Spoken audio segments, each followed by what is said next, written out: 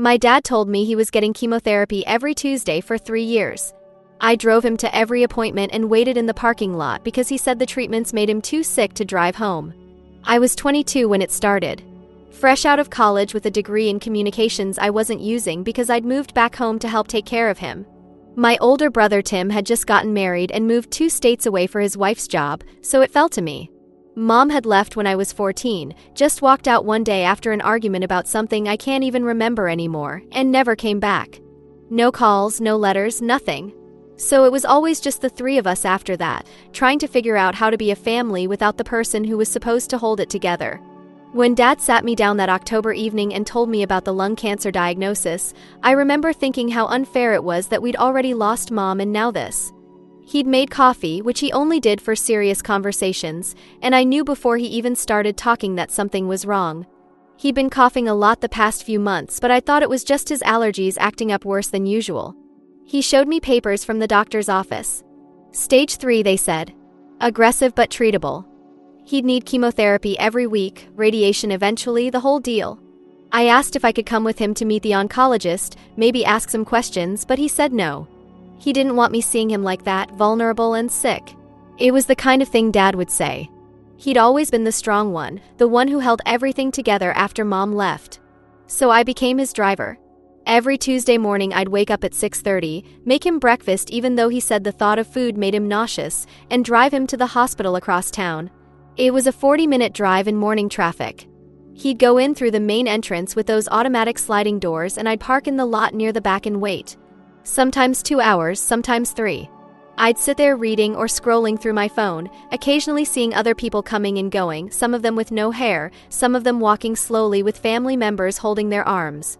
I watched an older woman help her husband out of their car once, and the way she held his elbow so carefully made me feel like I was looking at our future.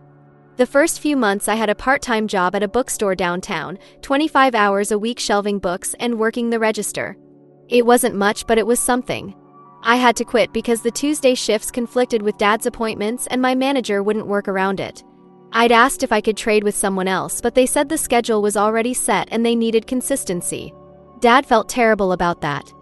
He kept saying I shouldn't have to sacrifice my life for him, that Tim had the right idea moving away and building his own future, but I told him it was fine. What else was I going to do? Let him go through this alone? I'd grown up watching him handle everything by himself after Mom left, and it seemed like the least I could do. Tim called every few weeks. He'd ask how Dad was doing and I'd give him updates. Dad's tired a lot. The nausea is bad this week. He's lost more weight. Tim would say he wished he could help more, but things were complicated with his wife's family and her job situation. I didn't push it. I was already angry at Mom for leaving. I didn't want to be angry at Tim too. Dad started losing weight around month 4. His face got thinner and he moved slower around the house. He'd spend most of the day in his recliner watching TV or sleeping. I took over all the cooking and cleaning, which was fine because I didn't have much else to do anyway. I'd applied to a few jobs but nothing came through, and honestly I wasn't trying that hard because what was the point if I had to be available every Tuesday and Dad might need me other times too. He told me the chemo was working though. The tumors were shrinking. The doctors were optimistic. Just had to keep going with the treatments, keep fighting. I felt this weird mix of hope and dread all the time, like I was waiting for either good news or the worst news and couldn't relax until I knew which one it would be. My friends from college stopped inviting me to things after a while. I'd turned down too many happy hours, too many weekend trips, too many birthday dinners.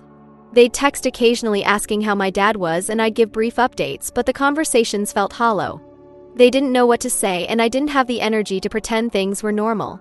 So I just stopped responding as much and they stopped asking.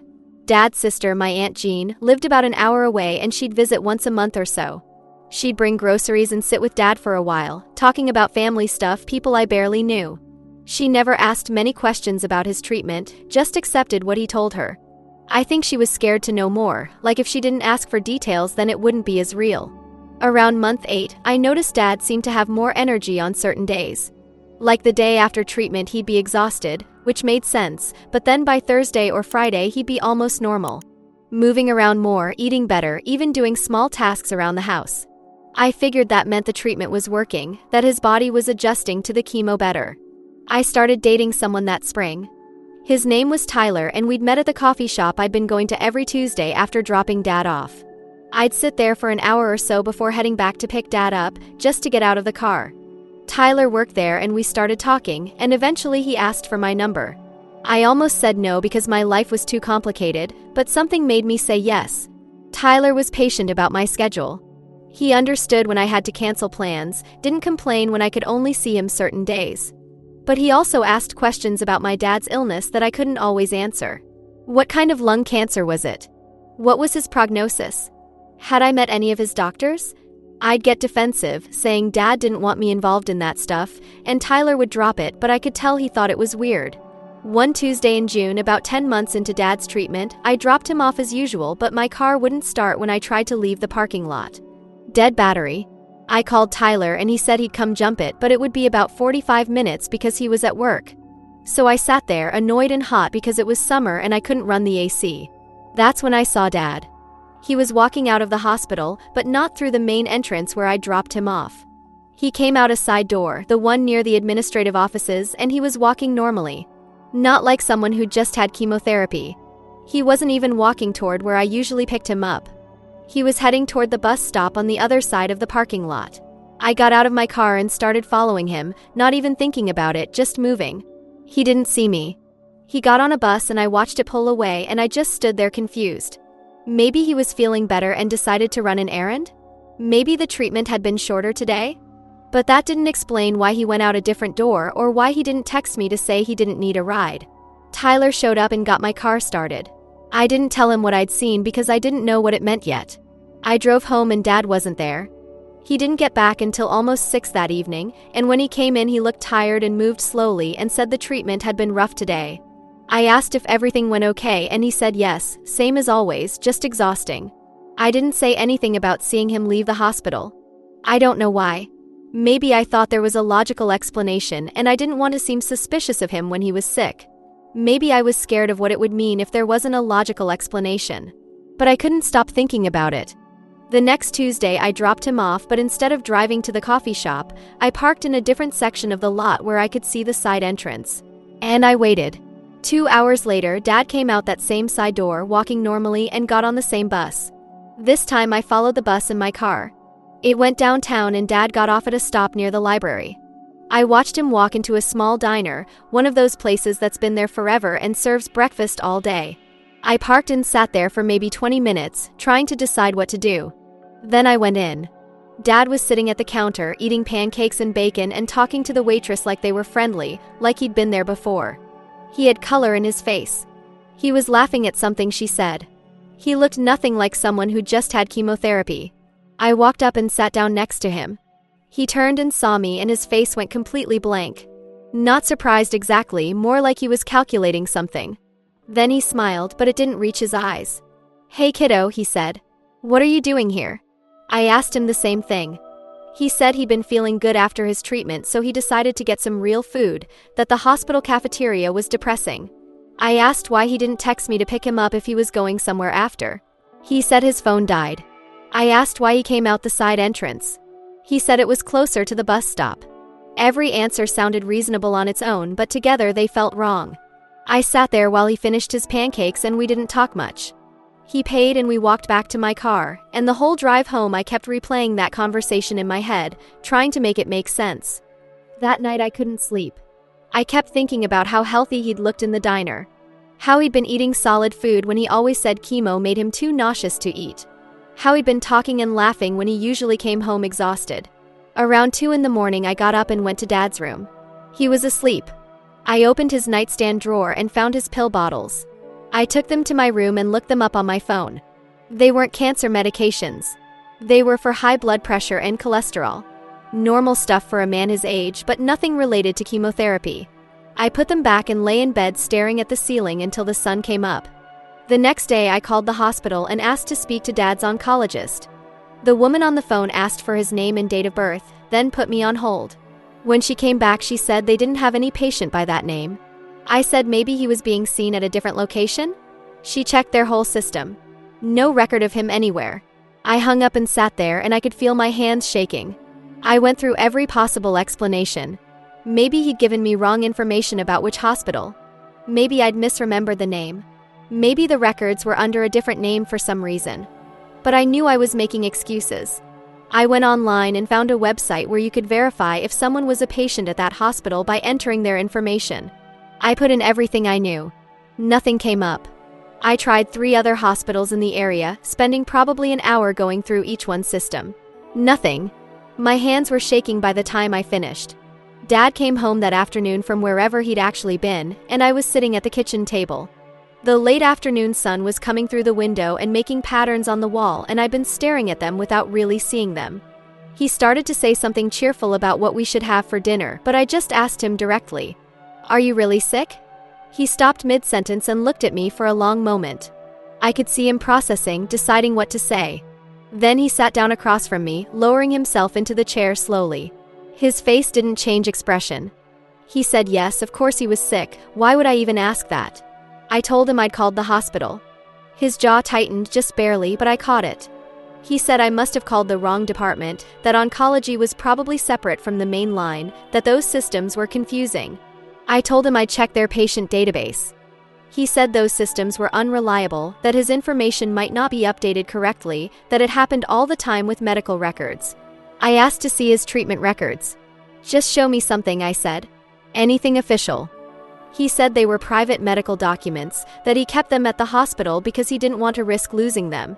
I said I'd been driving him to appointments for almost a year, sitting in parking lots while he supposedly got chemotherapy. I think I had a right to see something. He said he'd bring them home next time, that his papers were in a folder at the treatment center. I asked why the pill bottles in his nightstand weren't cancer medications. I'd looked them up, I told him. High blood pressure. Cholesterol. Nothing for cancer. He said those were for other conditions, that the chemo drugs were administered at the hospital through for, not taken at home. Everyone knew that. Every answer had a certain logic to it, but also felt like a layer of something I couldn't quite see through. His voice stayed calm and reasonable the whole time, like he was explaining something obvious to me that I just wasn't understanding. We sat there in silence for a minute, the kitchen clock ticking loudly, and then he got up and went to his room and closed the door. Not slammed it, just closed it quietly, which somehow felt worse. I didn't know what to do. Part of me wanted to believe him. He was my dad. Why would he lie about having cancer? What would he gain from that? But I couldn't shake the feeling that something was deeply wrong. Over the next week, I started paying attention to things differently. Dad said the chemo made him nauseous, but I never saw him throw up. He said he was exhausted, but he had enough energy to do small projects around the house on non-Tuesday days. He said his hair was thinning from treatment, but looking at photos from before he told me he was sick, his hair looked exactly the same.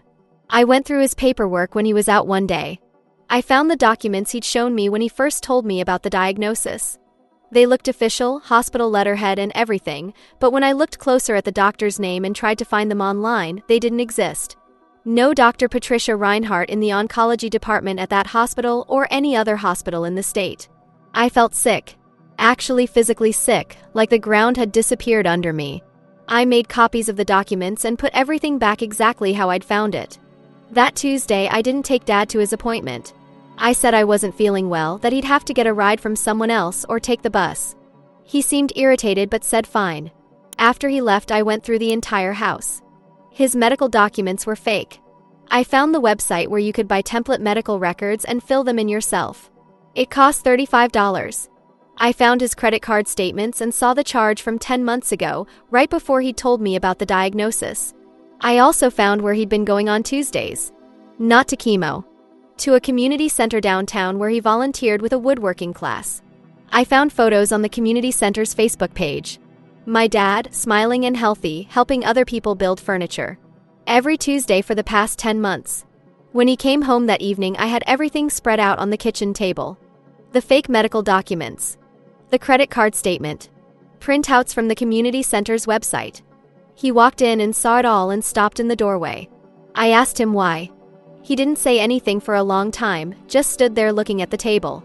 Then he sat down heavily in a chair. He said he didn't know where to start. I told him to start with the truth. He said he'd been lonely after Tim moved away. That I'd been talking about getting my own place and finding a real job, and he'd realized he'd be alone in the house for the first time since Mom left. He said he'd been to the community center one day just to see what programs they had, and he'd really enjoyed the woodworking class, but it was every Tuesday afternoon and he knew if he just told me he wanted to do a hobby I'd support it, but I wouldn't change my whole life around his schedule for it. So he'd thought if he told me he was sick, just for a little while I'd stay. And then it had worked so well that he'd kept going.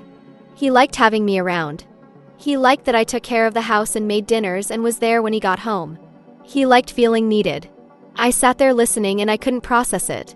He kept talking, saying he never meant for it to go on this long, that he'd been planning to tell me the treatments were working and he was in remission soon. He said he knew it was wrong, but he hadn't known how to stop. I asked if he understood what he'd made me give up. My job. My friends. My entire life for the past year. He said he knew and he was sorry. He looked sorry too, sitting there with his shoulders hunched, but I felt nothing toward him in that moment except something cold and distant. I told him I was leaving. He asked where I'd go and I said I'd figure it out. He started to say something about how we could work through this, how we could go to family therapy, how he'd make it up to me. I just went to my room and started packing. I called Tim. It was after midnight there, but I didn't care. I told him everything. He was quiet for a long time after I finished, then he said he'd suspected something was off. He said when he talked to Dad about the diagnosis details, Dad had been vague and changed the subject whenever Tim asked specific questions. He said he'd mentioned it to his wife and she'd said maybe Dad just didn't want to worry them with details, and Tim had accepted that because it was easier than pushing. I asked why he didn't say anything to me. He said he figured I was there and would know better than him what was really going on. I hung up on him. I stayed with Tyler for a few days while I figured things out. He was good about it, didn't ask too many questions, just gave me space. But I could tell he was processing something too. He finally said that he thought my dad's illness seemed off, that I'd seemed more like someone trapped than someone helping a sick parent, but he hadn't wanted to make me feel worse by saying anything. I found a cheap studio apartment and moved in at the beginning of August. Dad called every few days, but I didn't answer. He left voicemails saying he understood I was angry, but asking if we could talk. After a few weeks, he stopped calling. I got a job at a marketing firm, just entry-level stuff, but it was something. I started seeing my college friends again, slowly rebuilding those connections. They didn't ask much about what had happened with my dad, just seemed relieved I was back in the world. Tyler and I broke up in September. It wasn't dramatic or anything, we just both realized we'd started dating under weird circumstances, and now that my life was different we didn't quite fit. We agreed to stay friends and actually meant it. Tim called in October and said he was coming to visit, that we needed to talk about Dad. I said there was nothing to talk about, but he came anyway. We met at a coffee shop and he apologized for not speaking up when he'd had doubts. He said he'd been so focused on his own life that he'd taken the easy way out by assuming I had things under control. He said he'd talked to Dad a few times since I'd left and that Dad was genuinely remorseful, that he'd been seeing a therapist to work through why he'd done what he did. I said that was great for Dad, but it didn't change anything for me. Tim asked if I'd consider talking to him eventually, and I said maybe eventually, but not now. Aunt Jean called me in November. She said Dad had told her everything and she felt terrible that she hadn't noticed something was wrong. She said she should have asked more questions, should have been more involved. I told her it wasn't her fault. She asked if she could take me to dinner and we went and it was nice, just talking about normal things, not about Dad or what had happened. Around Christmas, Dad sent a card. Not a holiday card exactly, just a plain envelope with a letter inside. He wrote that he'd been going to therapy and was trying to understand why he'd convinced himself that lying was acceptable. He said he'd been so afraid of being alone that he'd manipulated the person he should have been protecting. He said he didn't expect forgiveness, but he wanted me to know he was working on being different. I put the letter in a drawer and didn't respond. Tyler and I started hanging out again as friends in January, and it was easier than I expected. He'd started dating someone else casually, and I was fine with it. We get coffee sometimes and talk about work and life, and it felt good to have someone who knew the whole story but didn't constantly ask how I was feeling about it. In March, Aunt Jean asked if I'd be willing to come to a family dinner. Dad would be there, but so would other relatives, and it wouldn't be about me and him, just normal family stuff. I said yes before I could overthink it. It was awkward when I first got there. Dad and I made eye contact across Aunt Jean's living room and he nodded and I nodded back, and then we both found other people to talk to. During dinner, I was at one end of the table and he was at the other. We didn't speak directly, but I caught him glancing at me a few times and I probably did the same. After dinner, I was helping Aunt Jean with dishes and Dad came into the kitchen. He asked if he could talk to me for a minute. Aunt Jean made herself scarce. We stood there by the sink and he said he didn't want to make me uncomfortable, but he was glad I'd come. He said he knew he'd destroyed my trust and that it might never come back, but he wanted me to know he was genuinely trying to be better. I said okay. That was all I could manage. He nodded and left the kitchen and I finished the dishes. I saw him a few more times at family things over the next months.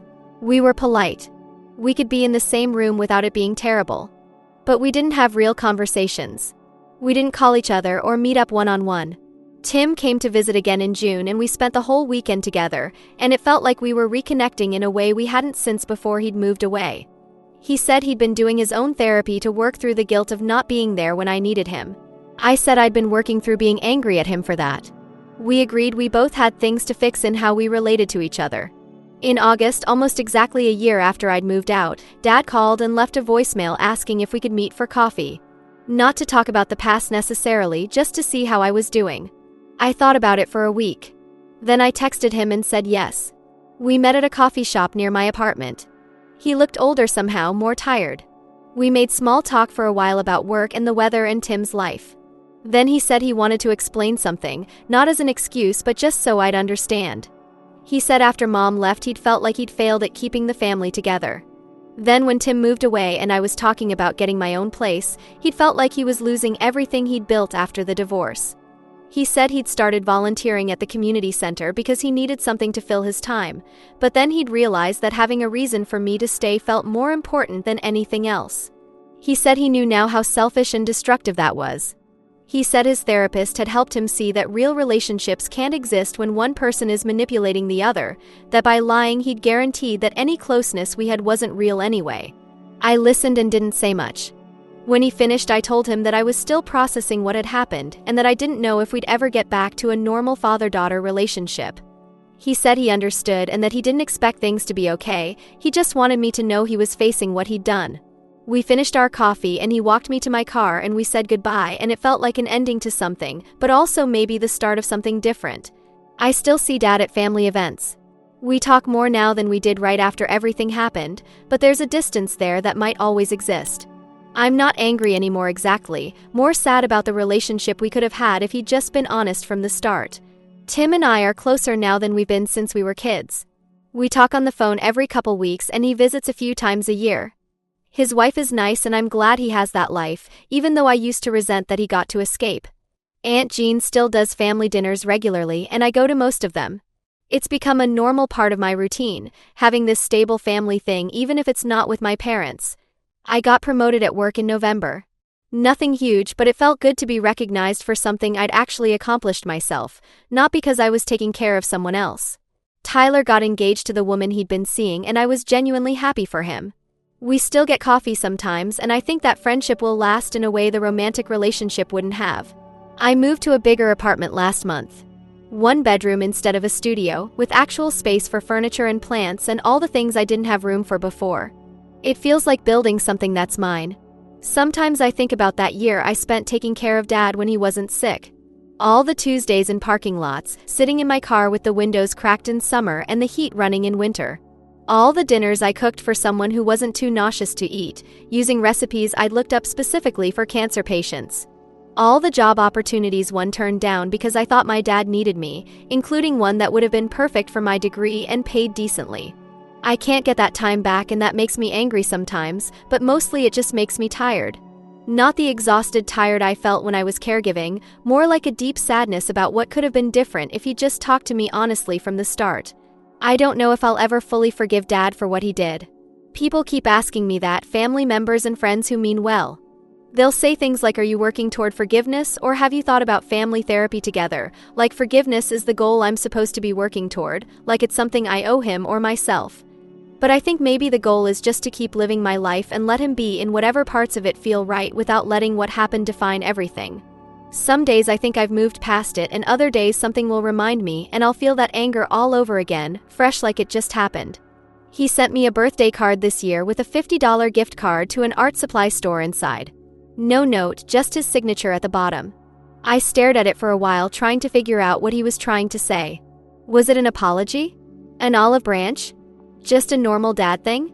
I went to the store the next weekend and used it to buy paints and canvases and brushes. I've been teaching myself to paint on weekends, just something for me that has nothing to do with anyone else's needs or expectations. I'm not good at it yet, but that's not really the point. It feels like reclaiming something, though I'm not sure exactly what. I still have the fake medical documents in a folder in my closet. I don't know why I kept them. Maybe as proof that it really happened, that I didn't imagine how completely he'd lied. Or maybe as a reminder that people can be more selfish and small than you ever thought possible, even people who are supposed to love you. Last week I saw Dad at Aunt Jean's for Thanksgiving. We sat near each other at dinner and talked about normal things, surface things. He asked about my job and I asked about his woodworking class, which he's still doing on Tuesdays. He told me about a table he's building and showed me pictures on his phone. For a second I felt that old familiar pull to be impressed, to give him the approval he always seemed to need. But I just said it looked nice and changed the subject. I don't owe him that anymore. I don't owe him anything except basic civility when we're at the same family events, and maybe someday not even that if I decide it's too much. Tim asked me afterward if it was hard being around Dad. I said yes and no. Yes, because I can't forget what he did. No, because I'm not that person anymore who needed his approval or who would sacrifice my own life to make his more comfortable. I think that's what he took from me more than anything else, not just the year of my life but the version of me who would have done anything to make someone else happy even at my own expense. I had to lose her to become whoever I'm turning into now, and I'm still figuring out if that trade was worth it.